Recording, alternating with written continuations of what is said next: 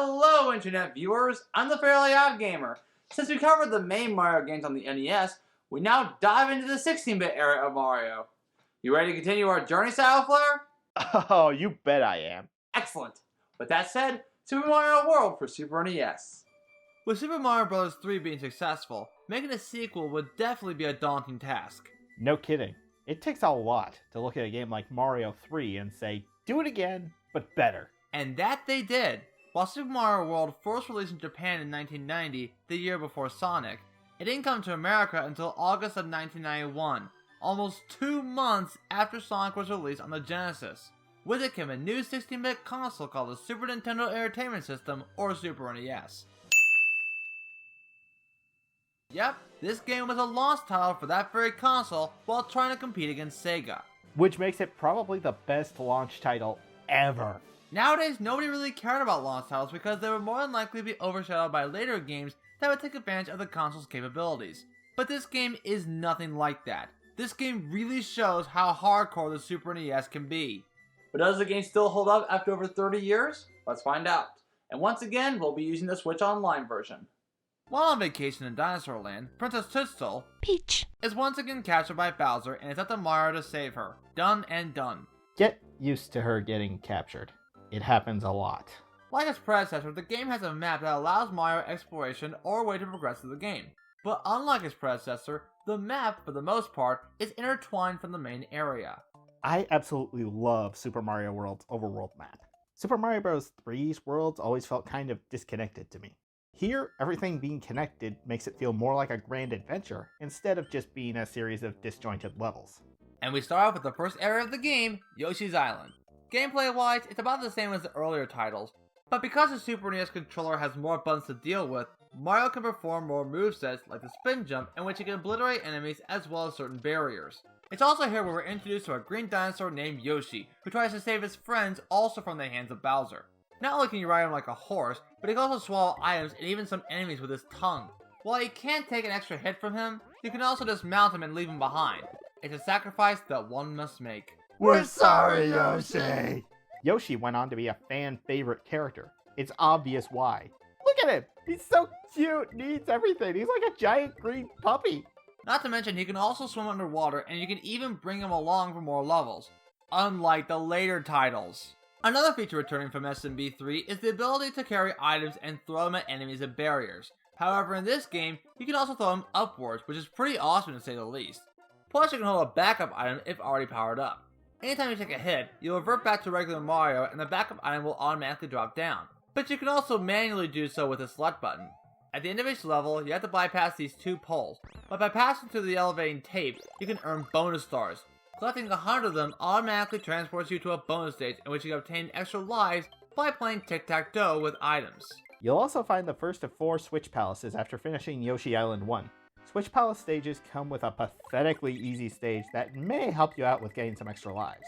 After a pipe transport and pressing one of these big buttons, it will then fill in these dotted lines with exclamation mark blocks. Activating these is essential for 100% completion. More on that later. Speaking of which, you can also gain more lives by either collecting 100 coins, like before, collecting 5 of these Yoshi coins, enemy combo, etc. At the end of each world, there's a castle stage where one of the Koopalings reside. You heard right, the Koopalings have made their return from the last game. The castle stages include avoiding obstacles and in some cases, climbing on cages while also defeating enemies, something that would later return in Super Mario Sunshine 12 years later. By entering these giant red doors, you'll then encounter one of the Koopalings. Let me just say right now that these boss battles are pretty easy. They range from knocking Iggy and Larry off a ledge, finding Lemmy and Wendy in one of these pipes. Roy and Morton can run upside down while trying to stomp you underneath, and Lizard acts about the same as he did before. Again, very simple. Defeating them allows Mario, or even Luigi, to blow up the castle, causing that very Koopaling to surrender via white flag. Oh, I didn't know the Koopalings were French. And the game will even give Mario credit for destroying the castle when Luigi clearly did all the work. Anyway, it's always hilarious seeing how each castle gets destroyed. Iggy gets blasted to smithereens, Morton gets junk kicked, Lemmy gets... yeah, that. Roy gets... wah wah wah. Will you cut that out? Wendy gets mobbed, and Larry gets punted from existence. It's good! Out of all of them, my favorite is Ludwig's because it just rockets up and hits a nearby hill. Ouch! But thankfully, it leads to the next area of the game. In this case, it's Donut Plains. Donuts, is there anything they can't do? It's here where we're introduced to probably the best power-up in the entire game, the Cape Feather, which then turns him into Cape Mario. It's more powerful than the Super Leaf, but less powerful than the P-Wing.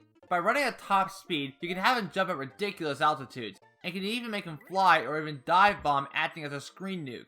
Wait, did I say flying? This isn't flying, this is falling with style. But it's also here where we're introduced to probably the most annoying enemy in any Mario game, Charging Chucks, who has absolutely no idea what sport he's playing.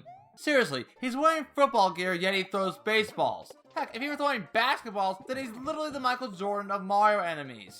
Besides that, he could jump at you, duplicate himself, throw rocks, and even warn other enemies about your presence. You're a bully, Charging Chuck. Just like actual football players. Like Tom Brady? Good thing he's retired now. Well, at least he can be defeated via Cape Feather. Eat my cape! Plus, we're introduced to ghost houses, which is one of the only few times in which Yoshi is forbidden. That in addition to castle stages. Ghost houses are a bit trickier than normal stages. You have to solve puzzles while dodging boos, eerie's, and giant green bubbles to find the exit.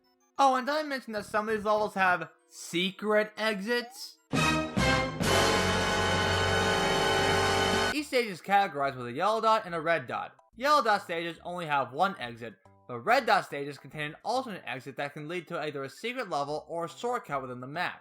Just as simple as putting a key in the hole. In fact, most if not all the Secret Mansion levels, yes that's why I'm calling them, contain boss fights at the end, like the Big Boo and Reznor, which can be defeated by jumping underneath them. Also, fully completing the game requires you to venture to the Star World, but more on that later. But out of all the secret levels to find in this game, the most important level is the top secret area. Why? Because it's there where you can restock on items whenever needed. Next up we have Vanilla Dome, a lovely sparkly cave.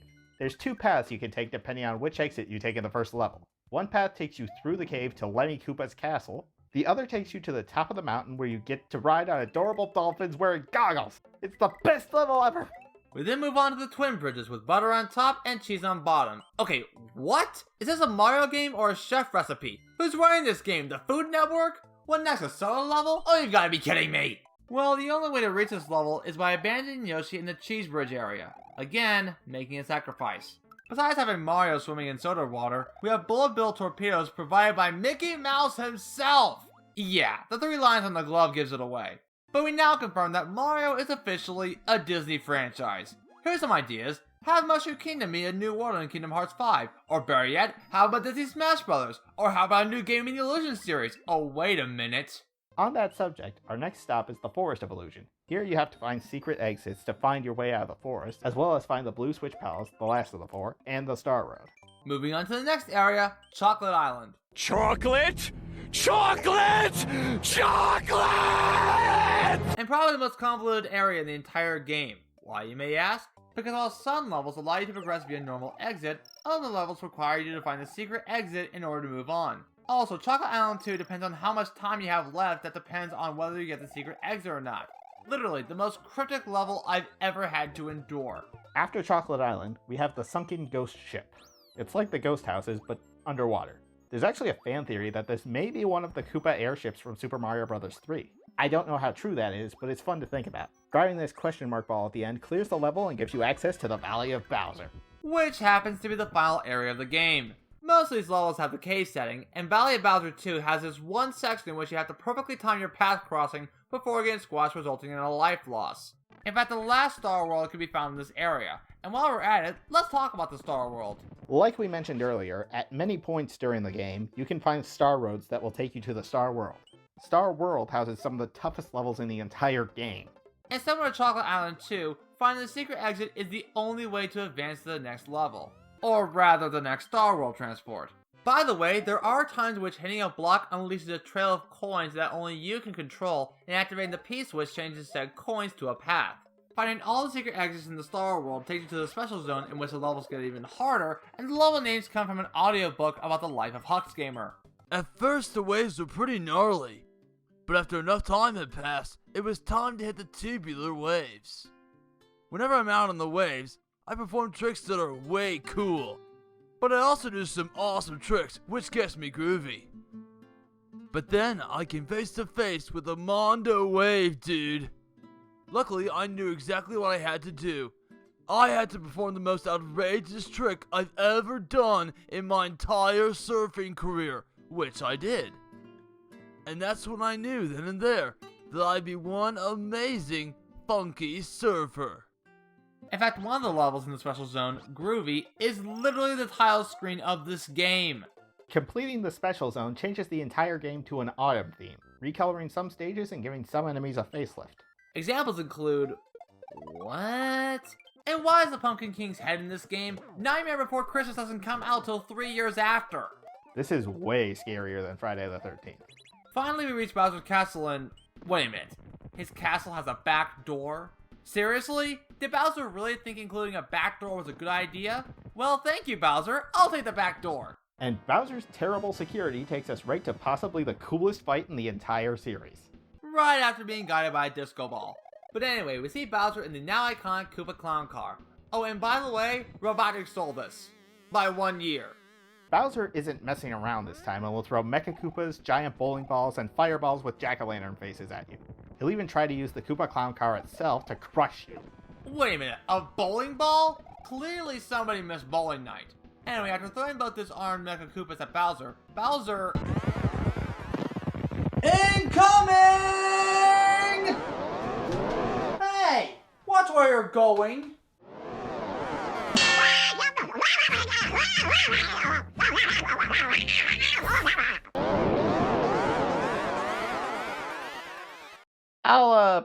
I'll see if that thing ever shows up in Canada. defeating Bowser not only frees Princess Peach, which resulted in skyrocketing him to oblivion, the game ends with fireworks, Pretty lights. a catchy credits theme, and the birth of Yoshi's children. Don't even ask. Like the previous game, it has multiplayer, but only for co-op and for life exchange, so not as useful as the last time. And that was Super Mario World. Does it still hold up after all this time? Why, yes. Yes, it does. For a console launch title, it actually did the job pretty well. It took almost everything from Mario 3 and took it up another level. Graphically, it looks awesome with incredible level design and different environments to match and characters fabulously updated for the new system. The overall gameplay feels amazing. I can do so many things with Mario that I haven't done before. Having both a Cape Feather and especially Yoshi definitely provides a fun experience for veterans as well as newcomers to the Italian Plumber. I know the boss fights against the Koopalings are easy, but the Renzor boss fights as well as the final fight with Bowser definitely provide a whole lot of challenge. And what can I say about the music? It's definitely one of my favorite soundtracks in all the Mario games that I've played. And yeah, it was around that time when the rivalry between Mario and Sonic had started. But hey, if it weren't for Mario, then we wouldn't have Sonic. So that's something I want to thank Mario for. Overall, Super Mario World is one of the best and by far my favorite 2D Mario game I've ever played. It provides a fun experience for gamers of all generations, and it clearly shows why. If you haven't played this game yet, then please do so right now. Definitely a game to spend your time on. Absolutely. I honestly have a really hard time coming up with anything bad to say about this game. To me, Super Mario World is nothing short of perfection when it comes to 2D Mario. Everything from the level design to the control is fantastic. It's challenging without being frustrating, and finding all the secrets makes exploring each level even more fun. The visuals and sound do a great job at showing what the Super Nintendo was capable of. It's easy to see why this game made Sega nervous back in the day. Don't misunderstand me. Sonic is amazing, but Super Mario World will always be the king in my book. Well, we can all agree that Nintendo hit right out of the park with Mario launching a new console.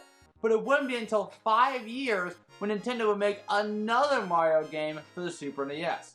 So next time we meet, we'll be looking at its sequel, Super Mario World 2, Yoshi's Island. I'm the Fairly Odd Gamer, and I wish you all good luck the rest of your day or night, wherever you are. Take care, everyone. Hey dudes, be sure to subscribe and hit that bell icon. And make sure you follow us on social media. Video commission is available. And now, I wish a character buddy would end off the video right now. Hey there, folks. It's me, Sonic. Sonic the Hedgehog. If you liked what you saw and want to help support the channel, then be sure to check out the Fairly Odd Gamer on Patreon. As a supporter, you can chat with everyone who helped out, as well as other fans, have your name in the credits, and even watch some bonus content such as sneak peeks and even early showings of upcoming game reviews. With that said, it's my honor to present this month's shout out to Luke Jeffers. Thanks a bunch for watching this video, as well as supporting the channel.